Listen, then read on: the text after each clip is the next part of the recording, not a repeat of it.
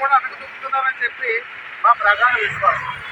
అటువంటి దశలో ఎవరైతే బాబాసాహెబ్ గురించి, ఆయన ఐడియాలజీ గురించి తెలుసుకున్నారో, చదువుకున్నారో, ఆయన అడుగుజాడల్లో నడుస్తూ ఉన్నారో, అందులో మన కోనసీమ, అంబేద్కర్ కోనసీమ నుంచి పుట్టి వెళ్ళినటువంటి ఈవి రావు గారు ఆయన యొక్క సిద్ధాంతాలని, ఆ థాట్స్ని పుణుకు పుచ్చుకొని జరుగుతున్నటువంటి అన్యాయాన్ని మరి ఒక్కడగా తన ప్రాణాన్ని కూడా బలిదానం చేసి ఆ రిజర్వేషన్స్ విభజన విషయంలో ఆయన ప్రాణాలు అర్పించడం చెప్పుకోవడానికి ఈవేళ ఏమాత్రం కూడా మనం సంతోషించాల్సిన పరిస్థితి లేదు.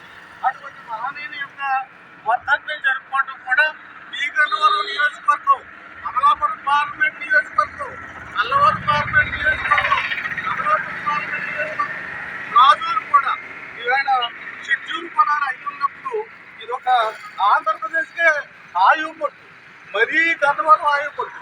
కానీ మన చిన్నతనం నుంచి మన ఆర్థిక పరిస్థితితో, మన తెలివితేటలో, మన దరిద్రమో తెలియదు కానీ మనకు ఒక సిద్ధాంతం లేకుండా, ఒక పద్ధతి లేకుండా అనేక రకాలుగా విడిపోయి ఎవరి భావజాలలో వాళ్ళు ఉండిపోవడం వల్ల బాబాసాహెబ్ మర్చిపోయాం. ఇటువంటి నాయకులు కూడా స్మరించుకొని మనం చేసుకోవడానికి దూరం అవుతూ ఉన్నాం. ఎవరిని కూడా ఇందులో నిందించడం లేదు, ఎవరి విధానాలు ఉన్నాయి.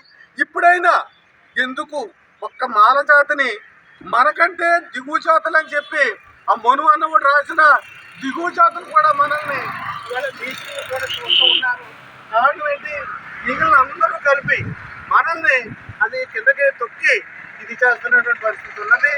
దీనికి పూర్తి కారణం మనం జాగ్రత్తగా ఆలోచించుకుని అందరినీ కూడా మనం ఆహ్వానించుకుంటూ అన్ని జాతులతోటి కలిసిమెలిసి ఉంటూ మన యొక్క ఐకమత్యాన్ని బాబాసాహెబ్ అంబేద్కర్ ఐడియాలజీ ఆ ప్రకారంగా తీసుకెళ్లాలని చెప్పి ఎవరైనా తప్పనిసరిగా దానికి కృషి చేస్తారని ఈ అవకాశం ఇచ్చినటువంటి గన్నవరం పెద్దలు అందరికీ కూడా, ప్రతి ఒక్కరికి కూడా, పార్టీలు పట్టించుకోవద్దు. మనకి మీరు ఏ పార్టీలో ఉండండి మనకు అనర్థం.